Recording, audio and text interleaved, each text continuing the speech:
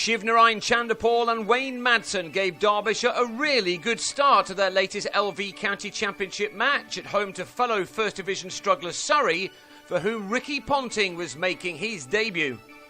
Ponting's first innings for his county was going to have to wait as Madsen batted after winning the toss, only to witness Chesney Hughes being beaten for pace and bowled first ball by Chris Tremlett.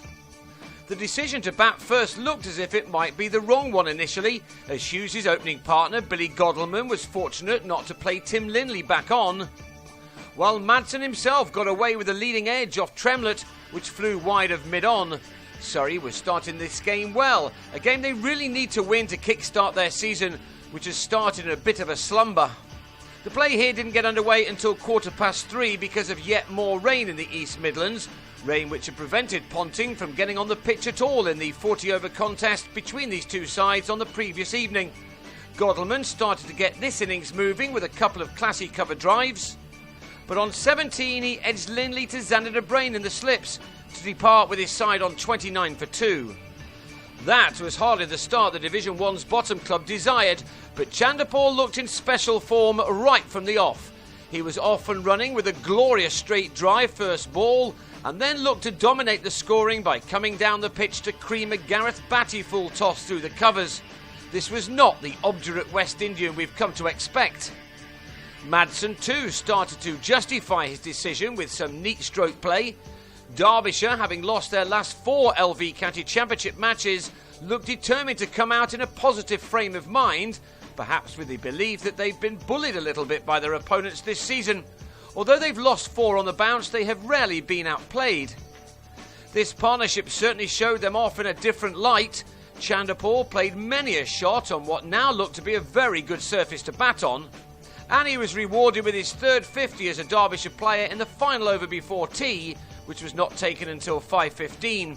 Chanderpaul needed only 62 balls for his half-century, his best innings thus far for his county. Another lovely on-drive got him there, bringing him his 5th 4 in what was a cracking innings, and one which was soon putting Surrey, a side who started this game in the bottom 2 of the top division with their hosts, on the back foot.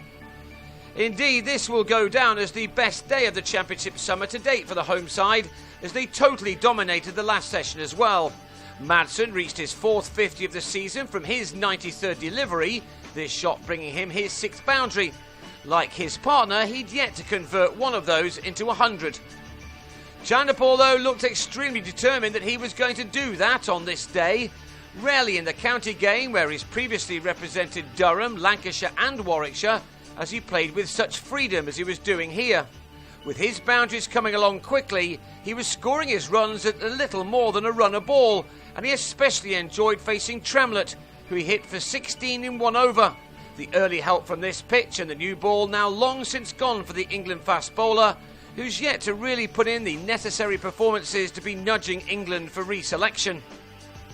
Derbyshire have match-sized this year and then been blown away with an horrific session here and another one there, but here Madsen and Chanderpaul were making sure that it was their opponents who were being punished. There were some terrific shots throughout as Surrey's attack, who lost Jade Dernbach as cover for Tim Bresnan, England's ODI squad, proved ineffective.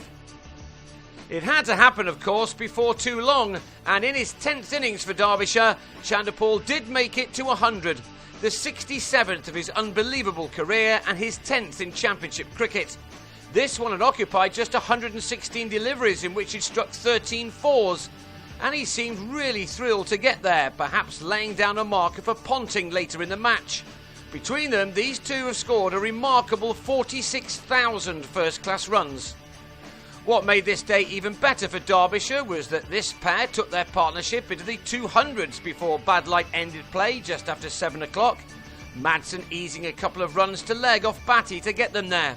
It was some day for the home side, who've deserved something like this to happen, given some of their efforts in the top flight thus far. Surrey won't agree. For them, it was a day of hard graft in which Derbyshire eased to 232 for 2. They will want to bat for some time yet, which will give Madsen a chance to move from his overnight 92 to his 100, while Chanderpaul will have a big score in his sights. He'll resume on a brilliant 112.